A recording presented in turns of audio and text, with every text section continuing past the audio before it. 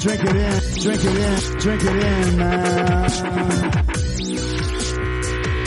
is picked off by the line. Darius Slay's got it. Coming back right side 25. Picks up a block at the 30.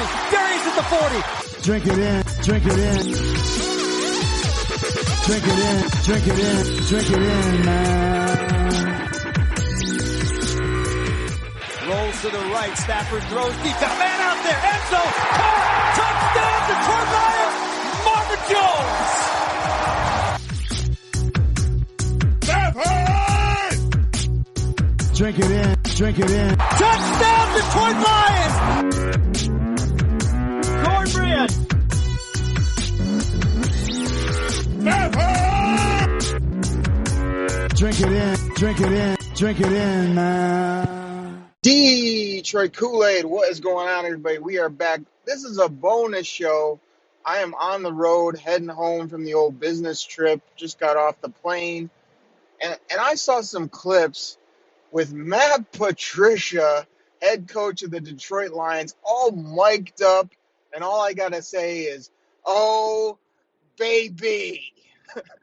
Oh, my goodness. Like, I got so many thoughts on this, and I just wanted to do a brief show on it and give my thoughts. I was talking to the Big Hughes about it. I've still got to work my way through all the recordings of the Senior Bowl, but here's what I've heard so far that just I want to talk about on the show. So we've heard all these rumors. You know, Matt Patricia comes in like a bull in a china shop. He's upset with kind of like the whole setup of the Detroit Lions and some of the facilities and the way they work the practice fields, and he put the screens in.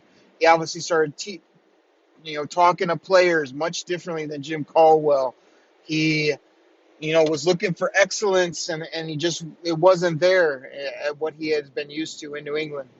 Rubbed a lot of players the wrong way, a lot of crying, a lot of moaning, a lot of, we're not being treated properly. And I'm sure, like I've said in the past, some of those guys were shown the exit door out of Ford Field, as he's sort of had 2 years now to get his football team, his type of players. We heard the rumors about, he's always late to meetings. He makes players wait. Oh, my goodness, he makes us run. How dare you make us run? I mean, oh my goodness, it's the worst thing ever. It's just unheard of in football. And like all this stuff, I've basically been on Matt Pat's side saying this team hasn't won in 50-some years. It's never won since I've been a fan. I'm always optimistic. I'm always rooting them on. But until you win some things, like, you don't really get that cachet that, hey, we're the Detroit Lions. How dare you tell us that this, that, and the other? How dare you change how we do things? How dare you work us hard when the guy that's doing that is coming from an organization that won? People say, like, it was only Bill Belichick, or, he only was there, won a couple championships, whatever it may be. This guy was winning the division every year and was a defensive coordinator for a long time there. He was always deep in the playoffs. They had tons of games that were tight. So I'm going to take his back, when people are attacking him, saying he's being too hard. What does he know? Now, have the results been there come Sundays, like he would like it, or like I or others would like it? No. But getting back to the Senior Bowl, so they mic this guy up, and you really see another side of Matt Patricia, meaning, I guess, like, before they mic'd him up, people with NFL or maybe Jim Nagy in the Senior Bowl, whoever it was, sort of told him, hey, we're going to mic you up. They kind of know his reputation of being a football coach, which I hadn't seen too many football coaches that don't swear, that don't get after their players, that just, toe the line, Mr. Polite, like Jim Caldwell was. He's a unicorn in that sense. So they told Matt Patricia this, and I guess the report I heard was that he said, bleep that, I am who I am, type of thing, as his reply. They still put a live mic on him. They still went to him multiple times on ESPN where I was watching. and he did what he does, which is he was ribbing the players. He was calling people out for bad play. He was swearing left and right. Um, I loved it personally. I mean, I know there's some of you out there that are saying, oh, would you like your boss to talk to you that way? Oh, these guys are professionals. Like, that might fly in college. That doesn't work in the NFL. I don't buy it. I really don't. I feel like this guy has a lot of moxie to him. Like, when he was talking, it's that bravado of, like, if you do it right, I'm going to be hyped for you, and you're going to be one of my guys and one of my top players. You screw up, I'm going to call you out on it. I'm not going to sugarcoat it. I'm not going to dance around what you did wrong, because I want you to get it right for not only yourself, but for the football team. And I think that's great, to be honest. I mean, do I want my VP yelling at me in the lunchroom or at my office? No. But my office is a lot different than football. We all know that. Also, if I screw up a ton and I can't do these simple tasks well, I sort of do expect to get yelled at with no repercussions, to come back and say, what are you yelling at me for? I'm doing everything right. Like, I would know, hey, in football, you didn't get the hike. You dropped the ball. You weren't in your gap. You didn't do what was right. So when that's occurring, I see nothing wrong with not only yelling, but getting after people hard in hopes that they will not do that again. And I also saw a lot of teaching when he was mic'd up. He grabbed the kid from UNC. Hey, you put your hands on me like that, like, even as an old guy, he said, an old fat guy, I'm going to be able to do this to you and get you in blocked. I'm going to have you blocked. Guys in the NFL get your hands on you, you can't get off. So he then showed this player, get your arms extended, get it extended straight, so that offensive lineman can't get his paws on you and stop your offensive move or whatever you're trying to do to this guy. That's coaching. That's him showing, hey, you did this wrong.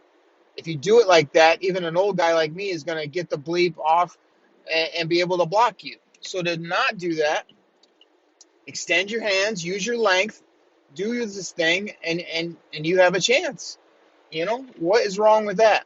So I thought that was good. The other clip that I did see so far was him getting after a quarterback. I don't know if it was Shea Patterson. I think I saw a blurb, maybe it was, or another quarterback not being able to get the snap right from center. I mean, these guys are all going to say, oh, I didn't take any snaps from under center.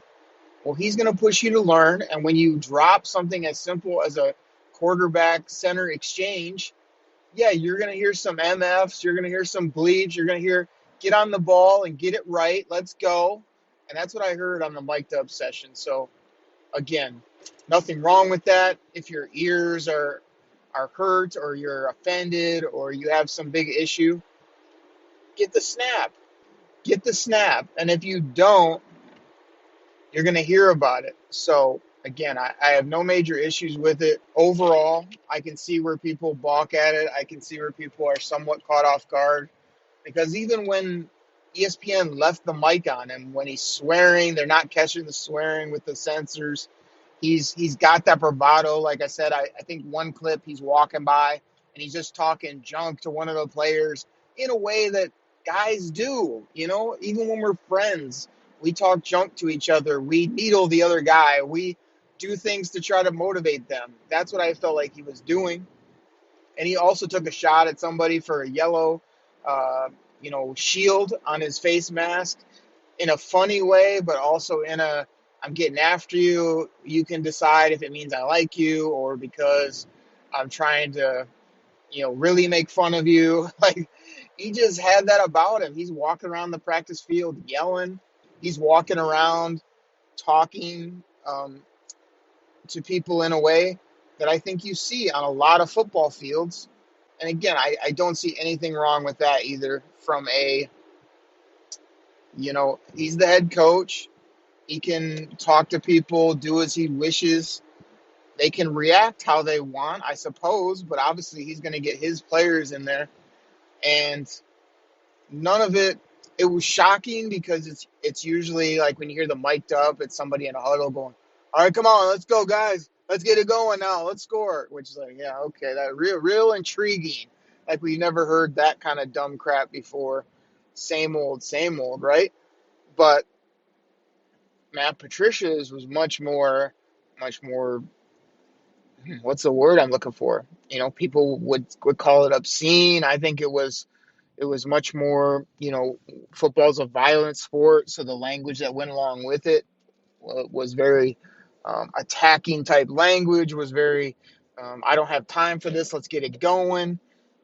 Um, and he doesn't, you don't have tons of time with these football players. So for him to try to get them to have a sense of urgency or to, you know, light a fire under them, one, I don't think is wrong, and two, I don't think has probably happened enough in Detroit where the good players can be great, the great players can be elite, the average players can step their game up based on not only hard coaching, this, that, and the other. And again, I'm well aware of the counter argument as well.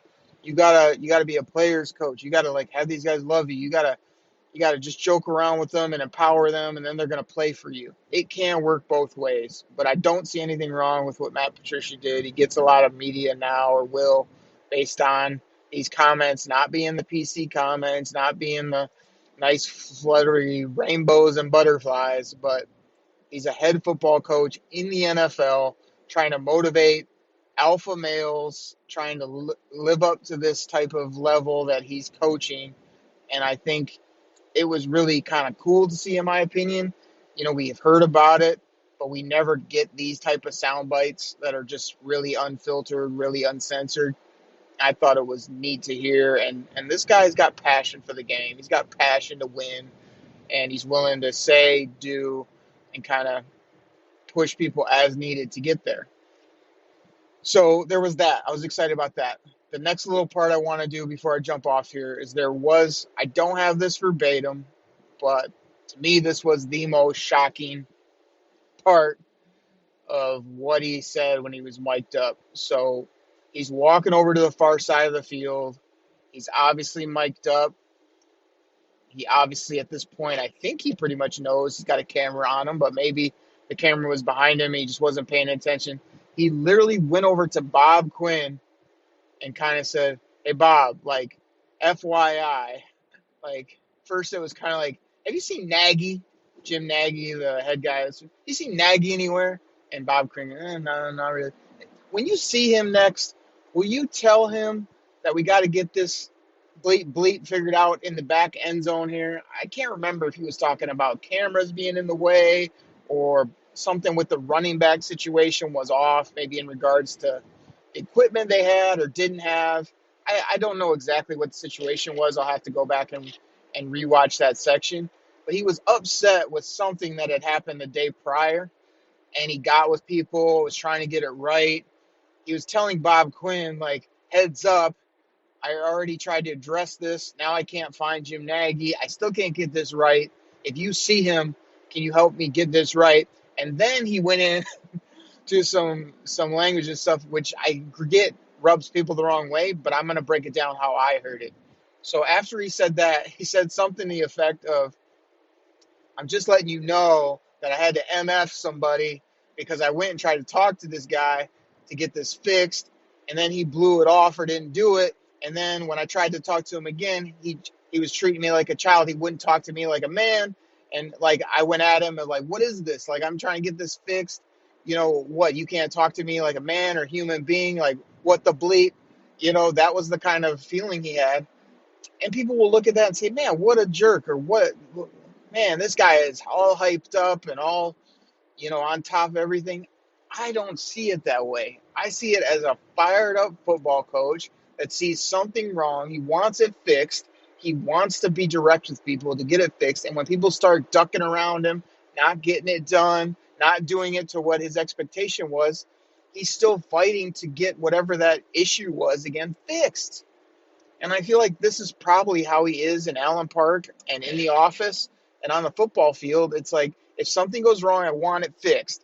I want it fixed now. I tell you I want it fixed. And if you don't get it fixed, you're going to get MF'd. You're going to get why is this still an issue? until it's not an issue anymore, whether that comes to something on the field, a player's attitude, whatever it may be. And the way he said it was much more, it's going to be much more the issue with people than really what he's trying to get accomplished with whatever the issue was, right? So I think it really just comes down to the fact he's just really trying to get some kind of problem solved from a head coach perspective. I guarantee if you mic'd up other top head coaches, they find things wrong. They want them fixed. If they're not fixed, they're very pushy. They're very fired up, and they're very excited to try to get those corrected so they can move forward with whatever their vision of the day is, whether that's a practice drill, a way a meeting should be run, a player's attitude, a call in the huddle, any of those things that you see on a football field. So anybody that didn't see that, like, I'm sure it's going to be on YouTube, or again, I recorded some of the Senior Bowl on ESPN. That's where I saw this. But I got to admit, like you say, having ESPN stay on this shot when he's basically telling his GM, hey, I'm letting you know that I had this issue. It didn't get fixed. I swore at somebody. I MF'd this guy because he didn't do what he told me he was going to do. He's still not, like, directly dealing with me. I don't understand why, and I'm frustrated. And I was very shocked. ESPN stayed on the shot, stayed with the audio, with the not only the language. He even told Bob Quinn, hey, just letting you know, too, while he was in the middle of this story where he's sort of running down some guy from the Senior Bowl, hey, just letting you know I'm mic'd up. So he knows he's mic'd up, and he's letting Bob Quinn know almost in like, hey, this might be heard by other people. But he did not seem to give a bleep. And I loved it. Again, I hate to say it. I thought it was just a guy trying to get things handled, a guy that's got a lot of bravado, trying to get it handled, not apologizing for it, wanting to deal with some guy from Jim Nagy's staff maybe, or whoever, face-to-face, trying to get this handled. He was having some runarounds. He had enough of it. He's out there coaching. So he told Bob Quinn, hey, if you see him, can you help me with this? Nothing wrong with that as well. And soon after that, they called over for an interview with some jabron from ESPN. And I just loved Matt Pat. He had this total loves football, gives all these answers, really, again, talking a mile a minute, talking in the way that he does about all types of things football. Super excited to be there, though, wants to do the best for the players, wants to get a lot out of them, wants to push them hard like they would be in an NFL training camp. And then they sign off for this interview, and he just has this cheesy cheese McCheese smile right to the camera for a good 5-6 seconds. And you could tell he was glad to be done with that, but just the way he handled it, I thought was so funny. He went into interview mode as well as, let me give this cheesy, fun smile until you get off me, and then I'll probably go MF some more players or yell at some people because they're not playing football the way I need it played to win or to coach them at a high level and get the best out of them. So anyway, that's my short episode on Matt Patricia, all mic'd up. I hope we get more of it. I loved it. I love it. That's going to ruffle people's feathers. I love that people can't understand how an NFL head football coach would be fiery, passionate, excited, swearing, dominant male, alpha, all those things that we talk about. So the fact that he was, I just think was so tremendous on so many levels. I was fired up about it. I thought I'd share it with you guys on the podcast while I'm on the road. Again, got off the plane, jumped in a car, heading back, and just said, "What the heck? I'm gonna put the old Apple AirPod Pros in and give them a whirl and see how they do here in the car. A little different setup than I did on a previous in the car show. So we'll see how the quality works out." And hopefully you guys just thought this was a fun, short episode, talking all things Matt Patricia, mic'd up at the Senior Bowl, how you can take it, why you don't like it, why he doesn't give a bleep if you like it or not, and why I absolutely love it. So drink it in, man. For the Detroit Koolaid Cast, this is your boy, at Derek Oakrey on Twitter. I'm out. Pack the bag, start the plane.